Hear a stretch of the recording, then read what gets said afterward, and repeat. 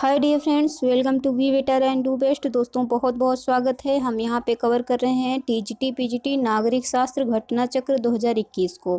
अगर आप 2021 के एग्ज़ाम के लिए अपीयर हैं टीजीटी पीजीटी के नागरिक शास्त्र विषय से, तो प्लीज़ वीडियो को शुरू से लेकर अंत तक ज़रूर देखिएगा। और ये पुस्तक बहुत ही ज़्यादा इम्पॉर्टेंट है। सभी अभ्यर्थी जिन्होंने भी फॉर्म फिल किया है या करेंगे, वो सभी इस बुक को पढ़ेंगे। लेकिन इसी बुक को आप पढ़ के उनसे ज़्यादा मार्क्स ला सकते हैं। कैसे ला सकते हैं?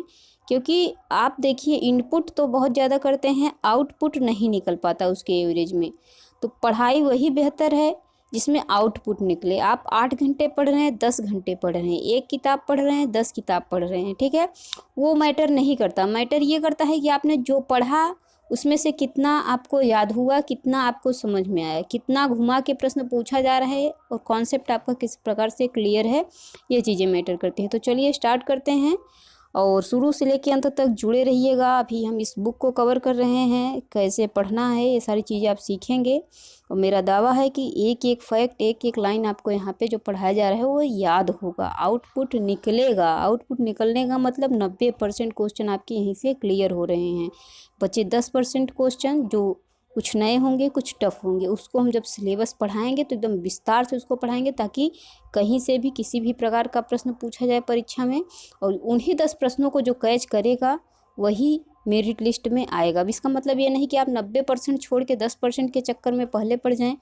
जी नहीं, बिल्कुल नहीं। 90% कवर करेंगे, उसके बाद 10% में आप सबसे एक्स्ट्रा ऐसे क्वेश्चन जो सबकी समझ में ना आए लेकिन आप उसको कैच कर लें, तो आप जो है मेरिट लिस्ट में ऊपर आ जाएंगे, सबको पछाड़ किते हुए आगे निकल जाएंगे। क्योंकि जो क्वेश्चन किसी को नहीं आ रहा है, बहुत कम लोगों को आ रहा है, वो आपको आ रहा है, तो फिर आप प्लस में रहेंगे।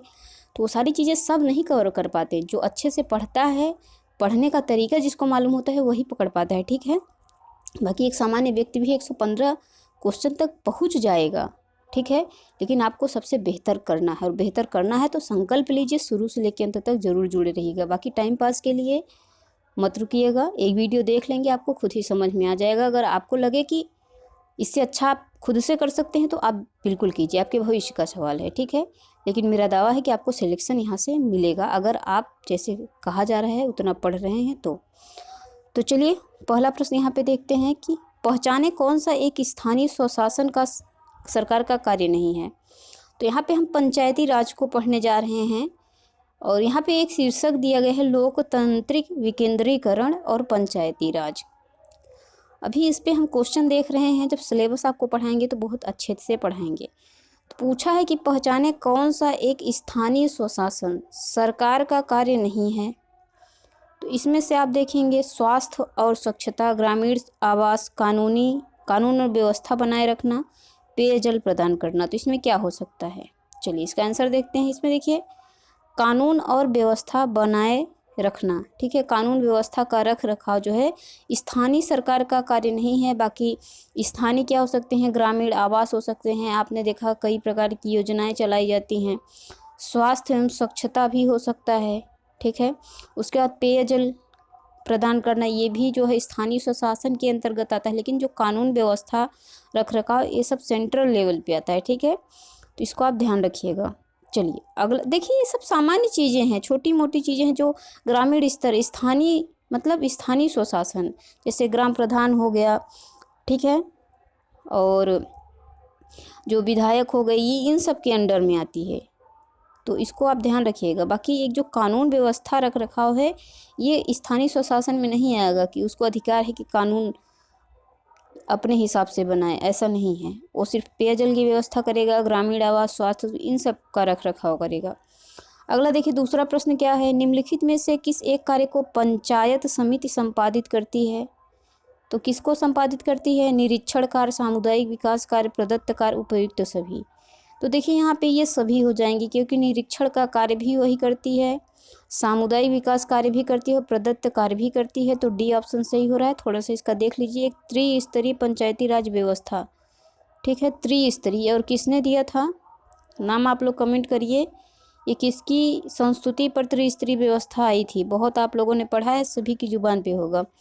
और यहाँ देखिए, पंचायती समिति मध्यवर्ती पंचायत के रूप में महत्वपूर्ण भूमिका निभाती है। तो एक प्रकार की कैसी है? मध्यवर्ती पंचायत के रूप में। यह ग्राम पंचायत एवं जिला परिषद के बीच कड़ी का कार्य करती है। पंचायत समिति निरीक्षण का कार्य करती है, ठीक है। उसके बाद सामुदायिक विकास का कार्य करती है और प्रदत्त कार्य, तीनों प्रकार के कार्य कर सकती है। तो किसके मध्यवर्ती भूमिका निभाती है? किसके किसके बीच? जिला परिषद के बीच और किसके बीच? और किसके बीच? ग्राम पंचायत के बीच। तो ये तो त्रिस्तरीय में दो आपको मिल गए, एक कौन सा है उसको कमेंट करके बताइए। और त्रिस्तरीय पंचायती जो व्यवस्था है किसकी संस्तुति पर, किसके सुझाव पर आई थी? दो क्वेश्चन आपके लिए है, आप खोज लीजिएगा आज। अगर सर्च करेंगे ना तो आपको बहुत सारे प्रश्न के आंसर मिलेंगे। तो यही तरीका होता है पढ़ने का। हो सकता है अगली बार आपके एग्जाम पूछ ले त्रिस्तरीय व्यवस्था किसकी संस्तुति पर आई, या त्रिस्तरीय में कौन सा स्तर नहीं है, पूछ सकता है कि नहीं पूछ सकता? थोड़ा सा दिमाग लगाइए, पूछेगा, और पूछ लिया तो आप कर भी लेंगे। भारत में पहला नगर निगम कहाँ स्थापित हुआ था? वेरी इंपॉर्टेंट क्वेश्चन है। जो भी पहली चीज़ें होती हैं और करंट की चीज़ें होती हैं बहुत ही इंपॉर्टेंट होती हैं, प्रश्न अधिकतर इन्हीं से बनते हैं। तो मद्रास में स्थापित हुआ था। कहाँ हुआ था? मद्रास में 1988 में स्थापित हुआ था और ये सबसे पुराना नगर निगम था। भारत में स्थानीय शासन के विषय में सही क्रम क्या है? तो स्थानीय शासन के विषय में सही क्रम आपसे पूछा जा रहा है। तो चलिए देखिए यहाँ पे जो सही क्रम है, सबसे पहले मुकामी बोर्ड आया था, उसके बाद कौन सा बोर्ड आया था? सामुदायिक विकास कार्यक्रम आया था, और उसके बाद क्या? थुम्बन समिति की सिफारिश, फिर 73वां संविधान संशोधन। अब आप सोच रहे हैं कि इसको याद कैसे करें? इसका टाइम आपको याद होना चाहिए, कब कब ये आए थे। चलिए व्याख्या देख लेते हैं, आपको समझ में आ जाएगा। देखिए 1952 में ही मुकामी बोर्ड आया था और सामुदायिक विकास कार्यक्रम। थुम्बन जो समिति की सिफारिश थी 1988 में आई थी, और 73वां संविधान संशोधन कब आया था? 92 में आया था। इसको ध्यान रखना, ये डेट अगर आपको याद रहेगा। और देखिए 2014 का प्रश्न है, राजस्थान पीजीटी का प्रश्न है। तो ऐसे ही पीजीटी में टफ लेवल के प्रश्न आते हैं, तो आपको और डेप्थ में जाके पढ़ना पड़ेगा। तो इनकी डेट आप अच्छे से याद रखिएगा, ठीक है। दोनों साथ में आए थे, मुकामी पहले आए, फिर सामुदायिक 52 में आए थे, ठीक है। उसके बाद थुम्बन 88 में आई थी, और 73वां संविधान संशोधन कब आया था? 92 में आया था। 74वें संविधान संशोधन के अनुसार छोटे नगरीय क्षेत्रों के लिए नगर पालिका का गठन होगा, जिसकी आबादी कितनी होनी चाहिए? तो देखिए छोटे जो नगरीय क्षेत्र हैं उनके लिए एक नगर पालिका गठित होगी, और कितनी जनसंख्या होनी चाहिए? 20,000 तथा 3 लाख के बीच में होनी चाहिए, ठीक है। 20,000 हो और मतलब 20,000 से ज़्यादा हो, 20,000 या 20,000 से ज़्यादा, 3 लाख के ऊपर ना हो, 3 लाख के बीच में होनी चाहिए। तो वहाँ पे क्या होगा? नगर पालिका का गठन होगा।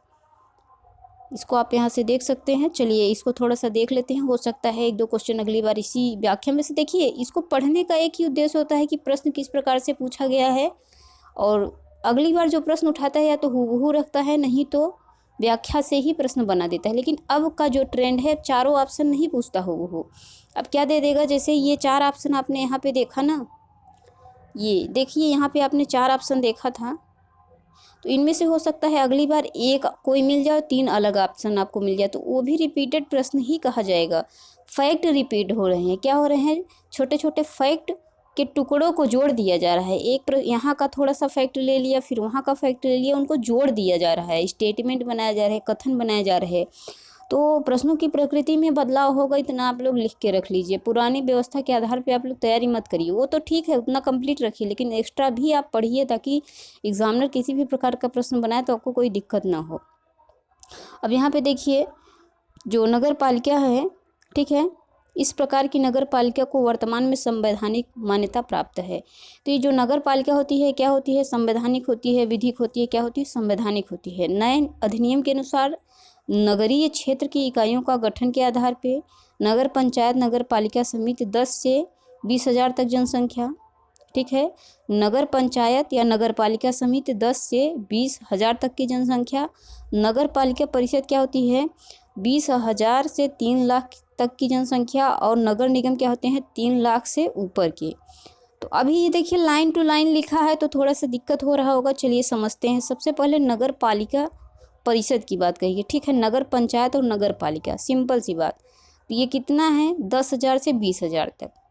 तो आप यहाँ पे 10 to 12। उसके बाद नगर पालिका परिषद आ गया, तो ये 20,000 से 3 लाख तक हैं। और नगर निगम 3 लाख के ऊपर हैं, ठीक है। नगर निगम क्या है? 3 लाख के ऊपर हैं। तो नगर निगम सबसे लास्ट है, 3 लाख के ऊपर है, इसको ध्यान रखिएगा। 2-4 बार पढ़ेंगे तो याद हो जाएगा, एक बार में हो सकता है न याद हो। अब देखिए नगर निगम की स्थापना की जाती है, तो नगर निगम की स्थापना आपको पता है संसद में इसका कोई भी महत्व नहीं है, कोई रोल ही नहीं है, क्योंकि ये राज्यों के अंतर्गत आता है। ठीक है, तो राज्य विधानमंडल अधिनियम के द्वारा ही क्या होती है, नगर निगम की स्थापना होती है। यहाँ पे आप देख सकते हैं, देखिए नगर निगम नगरीय शासन की उच्चतम इकाई है। नगर निगम क्या है, नगरीय शासन की उच्चतम इकाई है। 3 लाख से अधिक जनसंख्या हो जिसकी, हमने ऊपर देखा था नगर निगम। नगर पालिका परिषद कितना होना चाहिए, 20,000 से ज़्यादा हो और 3 लाख के अंदर हो, ये क्या हो जाएगा नगर पालिका परिषद। और ग्राम पंचायत और नगर पालिका क्या हो जाएगा, 10,000 से 20,000 की जनसंख्या तो हुई ना, जिसमें जनसंख्या ज़्यादा हुई तो उच्चतम इकाई हुई है। अब समझ में आ गया क्यों उच्चतम इकाई है। अब देखिए दिल्ली को छोड़कर सभी नगर निगम राज्य विधायिका द्वारा पारित एक विशेष अधिनियम के अंतर्गत स्थापित हैं। तो दिल्ली की जो नगर निगम है, दिल्ली के जितने भी नगर निगम हैं राज्य विधायिका के द्वारा पारित नहीं है। ठीक है, राज्य विधायिका द्वारा पारित एक विशेष अधिनियम के अंतर्गत स्थापित किए गए हैं और दिल्ली नगर निगम की स्थापना का अधिकार संसद के अधीन है। अभी हमने यहाँ पे क्या पढ़ा था भाइयों, क्या पढ़ा था कि राज्य विधानमंडल को है, तो दिल्ली भी क्या है, एक संघ राज्य है। दिल्ली हमारा क्या है, संघ राज्य, जिसको आप केंद्र शासित प्रदेश भी बोलते हैं।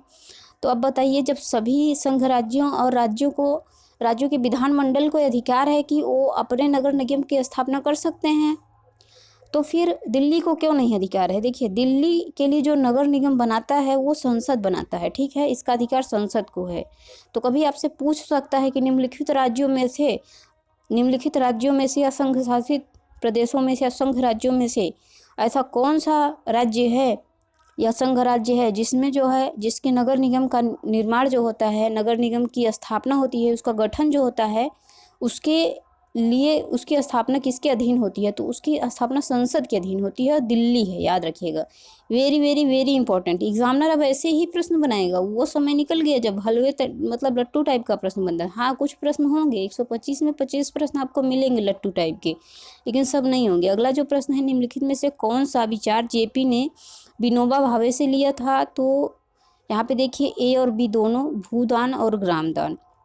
जीवन दान की कोई चर्चा नहीं मिलती यहाँ पे, थोड़ा देख लीजिएगा। भूदान आंदोलन, अब हो सकता है आपसे पूछ ले कि भूदान आंदोलन से कौन जुड़े थे, तो विनोबा भावे थे। आंध्र प्रदेश तेलंगाना क्षेत्र के पोचमपल्ली ग्राम से शुरू किया था भूदान आंदोलन। जयप्रकाश नारायण भी इस आंदोलन के प्रचार प्रसार के लिए जुड़े। भूदान और ग्रामदान का विचार उन्होंने विनोबा भावे से लिया था, इसको ध्यान रखिएगा।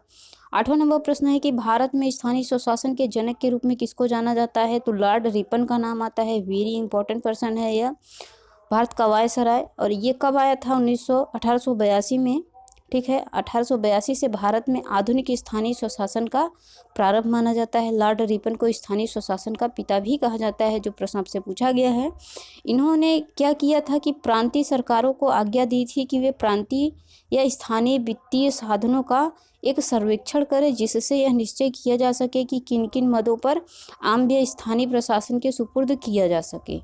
तो इन्होंने ऑब्जर्वेशन करने के लिए बोला था कि आप जो है स्थानीय लेवल पे यह निश्चय करें कि किन किन मदों पर जो है व्यय किया जा सकता है, आम व्यय का ब्यौरा हमको दें, ताकि जो है स्थानीय प्रशासन हम प्रांतों को सौंप सके। मतलब कुछ डेटा तो होना चाहिए ना, कि आप प्रशासन करेंगे तो आपके पास पैसा होना चाहिए, और पैसा लेने के लिए एक आपके पास लिस्टिंग होनी चाहिए कि ना कहाँ कहाँ खर्चा करना है।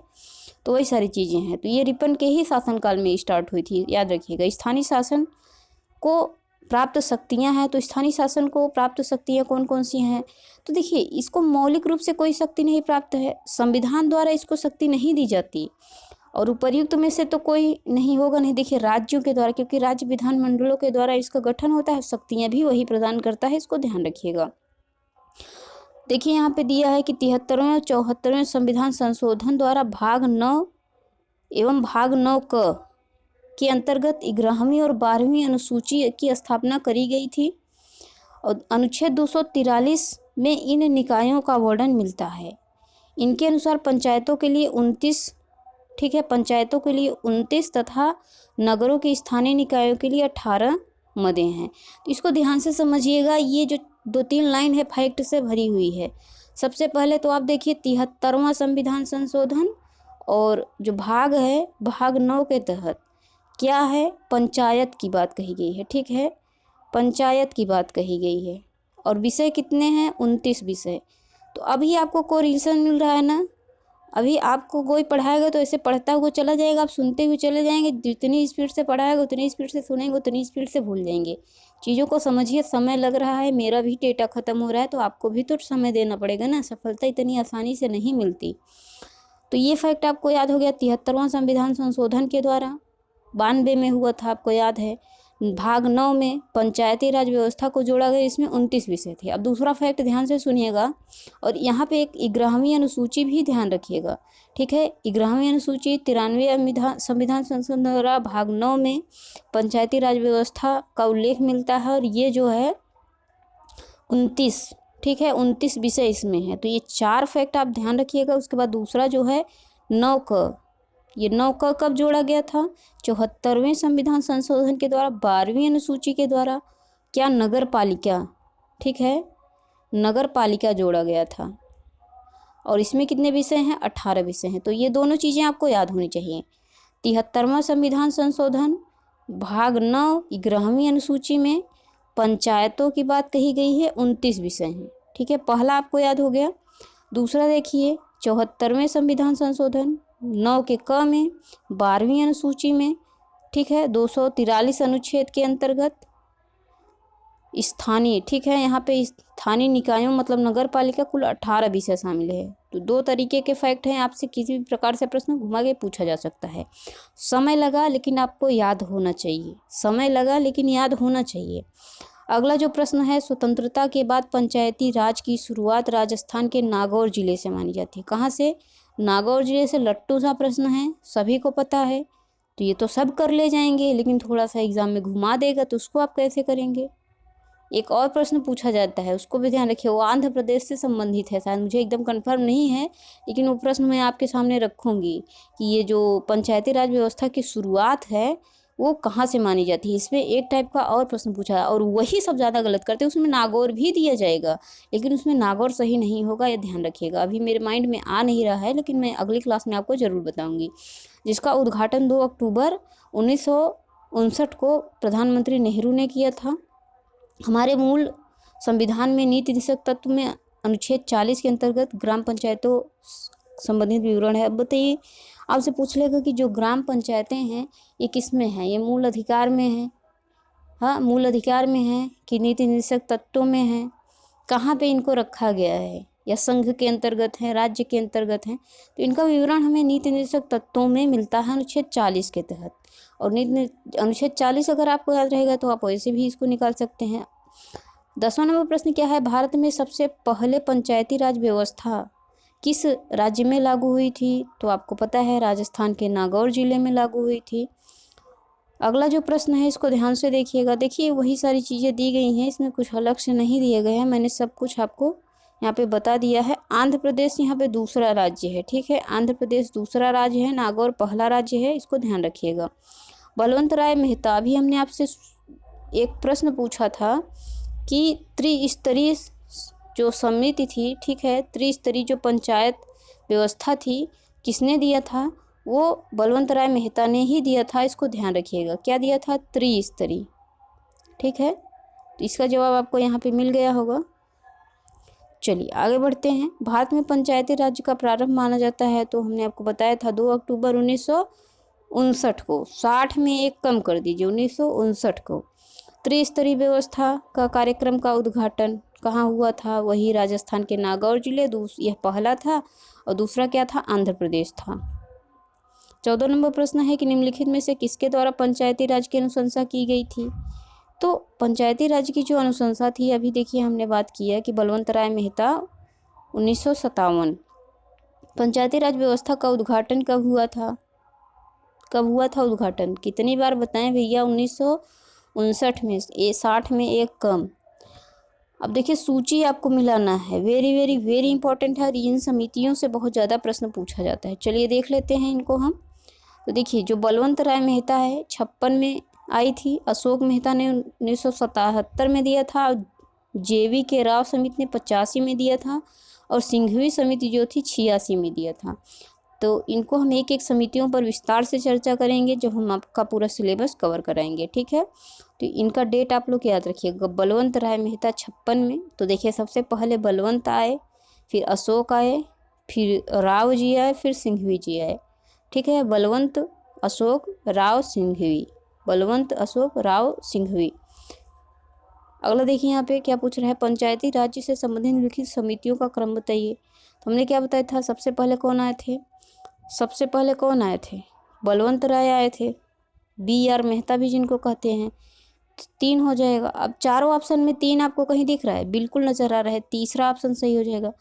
पहले बलवंत आए थे, फिर अशोक आए थे, बलवंत आए, फिर अशोक आए, ठीक है, फिर अशोक आए, फिर कौन आए थे, फिर राव जी आए थे, फिर सिंघवी जी आए थे। उम्मीद है कि आपको याद हो गया होगा, और रिपीटेड प्रश्न है कई बार, इसको ध्यान रखिएगा। अब देखिए पंचायती राज व्यवस्था काला क्रम पूछा है। देखिए 3 बार प्रश्न आया है, बस जितना बताया उसको याद रखिएगा। सबसे पहले कौन आए, बलवंत आए, फिर अशोक आए, फिर कौन आए थे, सिंघवी आए थे, थुंगन आए थे। तो थुंगन और सिंघवी में दिक्कत है। चलिए सबसे पहले हम बलवंत को देख लेते हैं। तो 2 और 1, 2 और 1 कहाँ मिल रहा है हमको, तो 2 और 1 हमें बी ऑप्शन में मिल गया, तो हमारा ऑप्शन वैसे भी सही हो गया। फिर 3, फिर 4। तो मतलब यहाँ पे देखिए पहले ये आए थे, फिर ये आए थे, उसके बाद फिर कौन आए थे, फिर ये, फिर ये। तो पहले इनका था, फिर इनका था, फिर इनका था, फिर इनका था। तो यही क्रम है।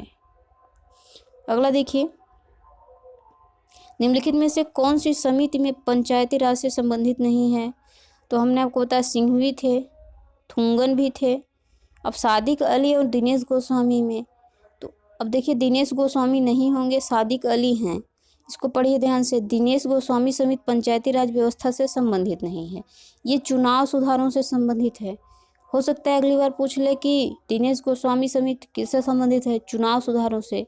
और सिंघवी समिति हो जाएगा, सादिक अली समिति, थुंगन समिति, सब पंचायती राज से संबंधित। तो ये पंचायती राज में ना सबसे खतरनाक समितियाँ ही हैं, ध्यान रखिएगा, इनसे बहुत प्रश्न पूछा जाता है। अगला जो प्रश्न है कि भारत में पंचायती राज व्यवस्था से संबंधित समिति नहीं, देख रहे हैं कितना प्रश्न रिपीट हुआ है, बाप रे, इसको पढ़ना तो बहुत ज़्यादा जरूरी है, ठीक है। बोहरा समिति, बोहरा समिति क्या है, पंचायती राज से समिति नहीं, अभी हमने ऊपर पढ़ा। सादिक अली समिति संबंधित है, सिंघवी तो थे ही, थुंगन भी थे, तो बचाइए कि इसको तो आप वैसे भी कर ले जाएंगे। अगला देखिए, लोकतांत्रिक विकेंद्रीकरण का अर्थ क्या है, पंचायती राज्य की स्थापना, लोकतांत्रिक विकेंद्रीकरण हो गया, स्थानीय स्वशासन का अधिकार मिल गया, ठीक है। 1952 में प्रारंभ हुआ था सामुदायिक विकास कार्यक्रम। 53 में राष्ट्रीय विस्तार योजना और के पुनर्गठन के राष्ट्रीय विकास परिषद द्वारा बलवंत राय मेहता की संशोधित 56 में इन्होंने अपनी रिपोर्ट 57 में प्रस्तुत की और त्रिस्तरीय पंचायती व्यवस्था की अनुशंसा की थी, जो लोकतांत्रिक विकेंद्रीकरण पर आधारित था, और इसका नाम लोकतांत्रिक विकेंद्रीकरण दिया गया। अब यहाँ पे थोड़ा सा देख लीजिए, गठित हुई थी समितियाँ कुछ। तो अशोक मेहता 77 में हुई थी, और 56 में आपकी हुई थी कौन सी, त्रिस्तरीय वाली, बलवंत राय मेहता। राव समिति 85 में थी, उसके बाद सिंघवी समिति थी, ठीक है, इतना समझ में आया। फिर थुंगन समिति थी, सादिक अली समिति थी, सब आपको पढ़ाया ही जा चुका है। अगला प्रश्न यहाँ पे देखते हैं, भारत में लोकतांत्रिक विकेंद्रीकरण इंगित करता है पंचायती राज व्यवस्था को। पंचायती राज का सिद्धांत आधारित है लोकतांत्रिक विकेंद्रीकरण पे। किस संवैधानिक संशोधन द्वारा भारत में पंचायती राज, 73वां संविधान संशोधन हमने बताया था, 73वां संविधान संशोधन भाग 9 अनुसूची 11 पंचायती राज व्यवस्था से संबंधित है। कुल विषय कितने हैं, 29 हैं। आंख बंद करके याद करिए, सारी चीज़ें आपको याद हो जाएंगी, न याद हो तो बताइएगा, मतलब आप ध्यान से नहीं सुन रहे हैं, इनपुट कर रहे हैं तो आउटपुट निकलना चाहिए ना। अगला जो प्रश्न है कि भारतीय संविधान संशोधन ने किसने पंचायती राज व्यवस्था को संवैधानिक, 73वां संविधान संशोधन, कुछ अलग से है नहीं। अगला जो प्रश्न है इसको देखते हैं, भारत के संविधान में किस भाग में पंचायती राज, 9 में। अब 9 का मतलब क्या होता है, आई और यक्स मतलब 9 होता है, और एक्स का मतलब, ये जो रोमन नंबर है इनको तो रट लीजिए, आता हुआ सरल से सरल प्रश्न एग्जाम में गलत करा देते हैं। आपको बहुत पढ़ चुके, 1 2 3 4 1 2 3 4, अब पढ़िए रोमन नंबर, कम से कम तो 25 तो याद कर लीजिए, नहीं तो फिर फंसेंगे एग्ज़ाम में, हम कुछ नहीं कर सकते इसके लिए। और यही सबसे ज़्यादा आजकल कोई भी UP PCS, UP PSC, UP triple SC कोई भी एग्ज़ाम उठा के देख लीजिएगा, यूपीएससी तक का एग्ज़ाम उठा के कभी भी बहुत ही कभी एकाध क्वेश्चन पूछ लेता है जिसमें भाग 9, 3, 4 ऐसे दिया है, ऐसा नहीं पूछा। अब यही रोमन नंबर पूछता है, जिसको नहीं याद है उसको वो लोग याद कर लीजिए, क्योंकि यहीं से प्रश्न गलत होता है। बाकी 243 का हमने आपको बता ही दिया था। अगला जो प्रश्न है कि किस अनुच्छेद के अंतर्गत पंचायतों को संवैधानिक दर्जा मिला है। तो संवैधानिक दर्जा का मतलब संविधान में अनुच्छेद के तहत इसका उल्लेख तो मिला होगा ना। हमने बताया था 243 73वां संविधान संशोधन था। 243 से 243 अड़ा तक, कितना तक, अड़ा तक। और 92 में हुआ था, ये भी ध्यान रखिएगा, भाग 9 के तहत। ठीक, चलिए आगे बढ़ते हैं। पंचायती व्यवस्था में सर्वाधिक महत्वपूर्ण अंग क्या है। तो ग्राम सभा है। क्या है, ग्राम सभा है। इसको देखते हैं। जो त्रिस्तरीय व्यवस्था थी बलवंत राय मेहता की, इसमें जिला स्तर था, ब्लॉक स्तर था और ग्राम स्तर था, जिसमें ग्राम प्रधान होता था। ग्राम सभा ग्राम स्तर पर प्रधान तथा गांव में पंचों का चुनाव करती है। ग्राम सभा ग्राम स्तर पर विधायिका होती है। इसकी बैठक में गांव के सभी वयस्क नागरिक भाग लेते हैं। वर्ष में कम से कम 2 बार ग्राम सभा की बैठक प्रधान के नेतृत्व में अवश्य होनी चाहिए। इस बैठक में गांव के विकास से संबंधी योजनाएं पास की जाती हैं। पंचायत के चुनाव देखिए 2 बार। अब देखिए एक प्रश्न आपको थोड़ा सा कॉन्सेप्चुअल मिला होगा मेरे भाई। क्या मिला है, वर्ष में कम से कम 2 बार। अगर आप किसी विलेज एरिया से बिलोंग करते हैं तो आप जाके चेक करिए क्या वर्ष में 2 बार बैठक होती है कि नहीं, जिसमें सभी वयस्क नागरिक शामिल होने चाहिए। वयस्क का मतलब क्या हुआ, 18+। ठीक है, वयस्क मताधिकार वयस्क नागरिक मतलब 18+ जिनकी एज हो। पंचायत चुनाव कराने का निर्णय किसके द्वारा लिया जाता है। तो भी सब जब राज्य के अंतर्गत है तो ये राज्य सरकार के द्वारा ही लिया जाएगा। इसमें देखिए किसी भी न्यायालय द्वारा नहीं, किसी भी निर्वाचन आयोग द्वारा नहीं, किसी भी चुनाव आयोग द्वारा नहीं, किसी भी संसद द्वारा नहीं, किसी भी राष्ट्रपति के द्वारा नहीं, केंद्र सरकार के द्वारा नहीं, सबको हटा दीजिए, ये सिर्फ राज्य के अंतर्गत आएगा। ठीक, चलिए अगला प्रश्न देखते हैं। 38 नंबर प्रश्न है कि पंचायती राज्य, ठीक है, संस्थाओं के चुनाव एवं मतदाता सूची कौन तैयार करवाने का कार्य करता है। तो ये राज्य चुनाव आयोग करवाएगा। कौन करवाएगा, राज्य चुनाव आयोग करवाएगा। तो इसको ध्यान रखिएगा, वेरी इंपॉर्टेंट है, आपसे एग्जाम में रख देगा कि कौन करवाता है, चुनाव आयोग। भारत का निर्वाचन आयोग, भारत का चुनाव आयोग। तो भारत का नहीं होगा, वो राज्य का होगा, क्योंकि ये राज्य के ही अंतर्गत आता है। भारत में संविधान में 11वीं अनुसूची का संबंध हमने बताया था किससे है, पंचायती राज्य से। 12वीं और जो 12वीं अनुसूची का संबंध है वो नगर पालिका से है। 11वीं किससे है, 11वीं 73वां संविधान संशोधन, ठीक है, किससे है, ग्राम पंचायत से है। ठीक है, और भाग 9, ठीक है, 29 विषय हैं। तो ये सब पंचायतों से संबंधित है। ये सारी चीज़ें हम आपको बता चुके हैं। देखिए अभी ऊपर यही तो बताया ना कितने विषय शामिल है। और देखिए विषय पूछा है 29 विषय हैं, कुछ इसमें नहीं है। अब देखिए भाग 9 पूछा है, 9th, बहुत मज़ेदार गेम खेलता है 9th। अब इसको देख के घबराइए नहीं, वही पंचायत से संबंधित है। और अगर यहाँ ऐसे दे देता तो क्या हो जाता, नगर पालिका हो जाता है। इसको ध्यान रखिएगा। तो ये सारी चीज़ें वही बताएगा ना जो अच्छे से पढ़ा है, जो आपको समझा सकता है। अभी किताब आप अपने आप से पढ़ेंगे तो कैसे करेंगे, सीखिए, ऐसे ही पढ़ा जाता है। अगर आपको लगता है आप इससे बेहतर पढ़ सकते हैं तो बिल्कुल पढ़िए। ठीक है, बाकी अगर आपको सिलेक्शन चाहिए तो जुड़े रहिएगा। एक जिद है, इस बार सिलेक्शन लेना है। चलिए नीचे से योजना बनाना हिस्सा है, तो किसका हिस्सा है, तृणमूल लोकतंत्र का।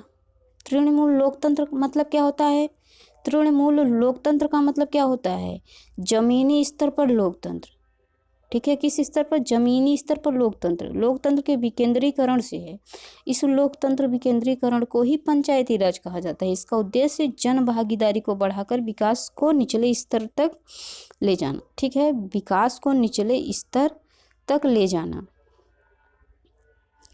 अब एक इसका मतलब ये मत समझिएगा जो विकास है उसको एकदम नीचे पहुंचा देना, विकास को कम कर देना। इसका मतलब ये नहीं है, जो डेवलप है, जो चीज़ें हैं, जो मूलभूत आवश्यकताएं हैं, वो नीचे मतलब निचले तबके तक, गरीब से गरीब तक वो सुविधाएं मिल सकी, उसी को तो विकास कहते हैं ना। विकास को एकदम लो लेवल तक ले जाके उसको सबको सुविधाएं देनी है, सबका विकास करना है, तो नीचे तो जाना ही पड़ेगा, तभी तो विकास होगा। इसका मतलब नहीं है कि हम अपने जो है डेवलप को नीचे कर दे रहे हैं। अगला देखिए, स्थानीय स्वशासन किस शासन व्यवस्था का आधार है? तो स्थानीय स्वशासन कभी राजतंत्र में नहीं होती।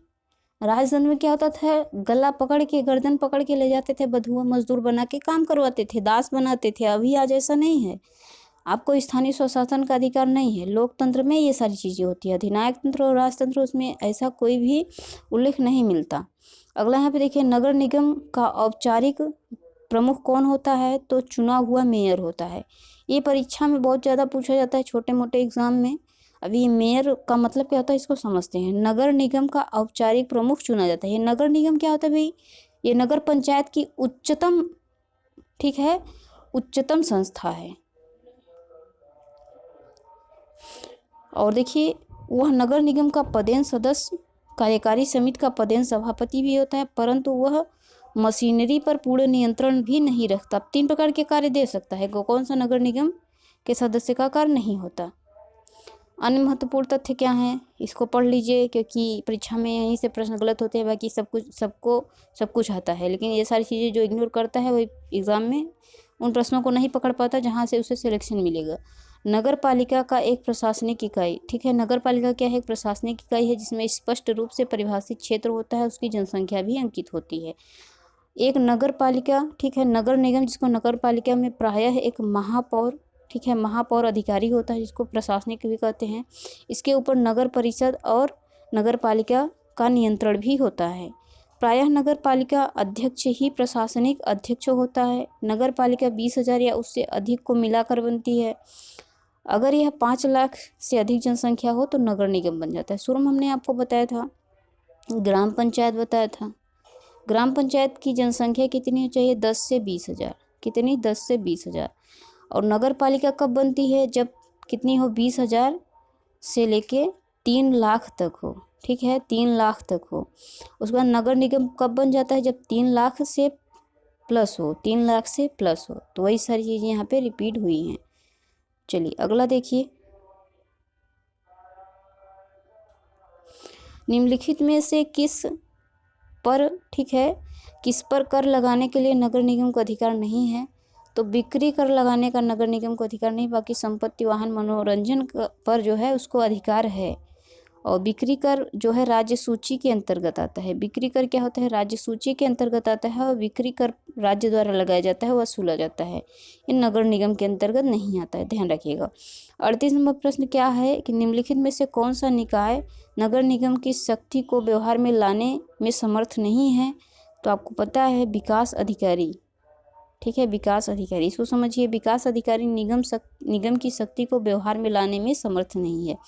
आम परिषद, नगर पालिका आयुक्त, स्थायी समिति निगम की शक्ति को व्यवहार में लाने में समर्थ हैं। तो आम जो परिषद होता है, नगर पालिका जो आयुक्त होता है, और स्थायी समिति निगम की शक्ति को व्यवहार में लाते हैं, लेकिन विकास अधिकारी नहीं ला सकता।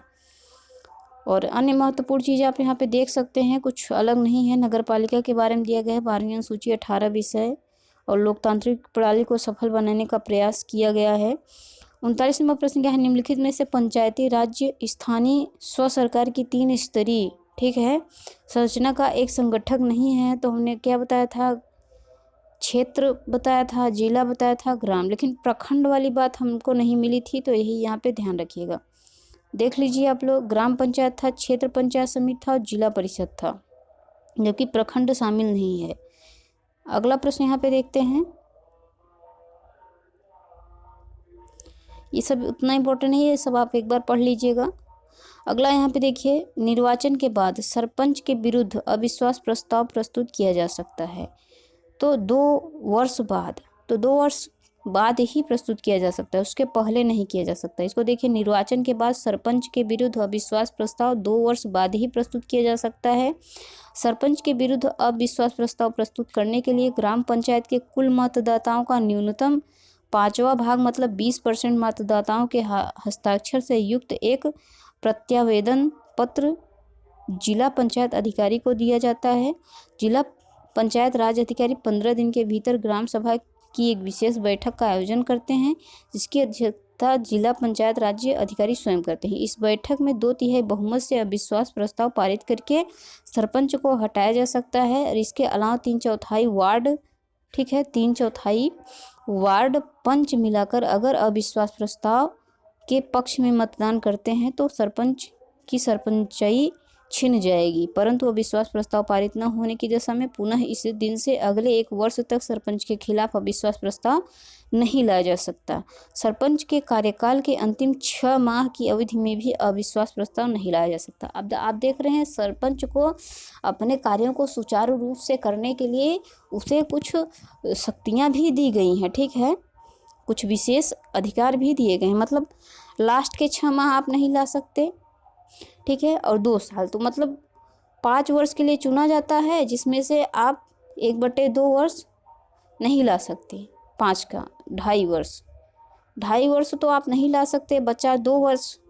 अब 2 वर्ष में अगर आपने एक बार ला दिया है तो फिर आप एक बार नहीं ला सकते। तो कुल मिला के अगर हम कहें कि 5 वर्ष में सिर्फ एक बार ही मौका है आपके पास कि अब सरपंच की सरपंचाई छीन सकते हैं अगर वो गलत कार्य कर रहा है तो, ठीक है।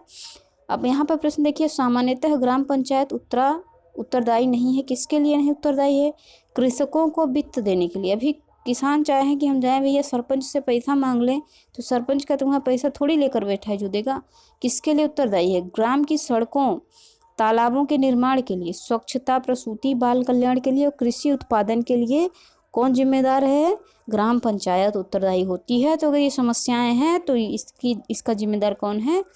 आपके गांव का जो मंत्री है, कौन है? वो है। बाकी आप पैसा उससे थोड़ी ले सकते हैं। अब देखिए, ग्राम पंचायत अपने सभी कार्यों के लिए किसके प्रति उत्तरदायी है? तो ग्राम सभा के प्रति ही उत्तरदायी होगा ना, क्योंकि वहीं से तो वोट उसको मिला है। लेकिन आजकल ऐसा वास्तव में है नहीं। पंचायत राज्य सम्मिलित है, तो किसमें सम्मिलित है? राज्य सूची में, राज्य के अंतर्गत आता है तो राज्य में ही सम्मिलित होगा ना। पंचायत को संविधान की 7वीं अनुसूची राज्य सूची के परिशिष्ट 5 में विषय इसको बनाया गया है और इस प्रकार पंचायत राज्य सरकार का विषय है, इसको ध्यान रखिएगा। बाकी सारी चीज़ें हम आपको पहले ही बता चुके हैं।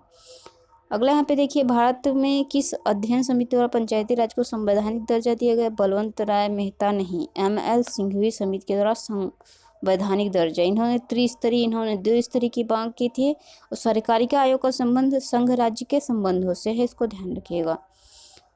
चलिए अगला प्रश्न यहाँ पे देखते हैं, वेरी इंपॉर्टेंट प्रश्न है। मुख्य लेखाधिकारी निम्नलिखित में से आय व्यय की जांच नहीं कर सकता। तो किसकी आय व्यय की जांच नहीं कर सकता? नगर निगम। तो जो मुख्य लेखाधिकारी होता है नगर निगम के आय व्यय की जांच नहीं कर सकता, इसको आपको ध्यान रखना है। बाकी इसमें कुछ अलग से नहीं दिया गया है, बस इतना ध्यान रखिए। अगला यहाँ पे हम प्रश्न देखते हैं कि भारतीय संविधान की 12वीं अनुसूची में नगर निकायों के लिए, वही देखिए, नगर निकाय नगर पालिका के लिए 18 विषय शामिल हैं। संविधान में ग्राम पंचायतों के गठन का प्रावधान 40 में दिया गया है, अनुच्छेद 40 में। बाकी सारी चीज़ें आपको बता दी गई हैं पहले, इसलिए बार बार रिपीट नहीं कर रहे हैं। भारत में स्वतंत्रता प्राप्ति के पश्चात पहला वित्त निगम कौन सा था? तो ये पुनर्वास वित्त निगम था, ठीक है। स्वतंत्रता प्राप्ति के 1948 में इसकी स्थापना हुई थी और 1956 में जो है जीवन बीमा निगम की स्थापना हुई थी। इसको थोड़ा देख लीजिए। 48 में पुनर्वास वित्त निगम आया था, जीवन बीमा निगम 56 में आया था, एयरलाइंस कॉरपोरेशन की स्थापना 53 में हुई थी, इंडिया इंटरनेशनल की स्थापना भी 53 में ही हुई थी। पंचायत समिति के सदस्यों को जनता के प्रत्यक्ष रूप से निर्वाचित करती है। तो पंचायत समिति के जो सदस्य होते हैं जनता प्रत्यक्ष रूप से क्या करती है? निर्वाचित करती है। त्रिस्तरीय पंचायत समिति, ये आपको ध्यान रखना है। और लगभग 5000 की आबादी पर प्रत्येक प्रादेशिक निर्वाचन क्षेत्र में पंचायत समिति के लिए एक प्रतिनिधि पंचायत समिति के सदस्य के रूप में मतदाताओं द्वारा प्रत्यक्ष रूप से चुना जाता है। राज्य सरकार और स्थानीय सरकारों के मध्य राजस्व विभाजन के लिए निम्नलिखित में से कौन उत्तरदायी है? तो राजस्व विभाजन के लिए राज्य वित्त आयोग ही तो उत्तरदायी होगा, ठीक है। तो आपका ये जो है 50+ क्वेश्चन थे, कैसे लगे? पंचायत से संबंधित और काफ़ी प्रश्न आए हुए हैं आपकी परीक्षा में, ठीक है।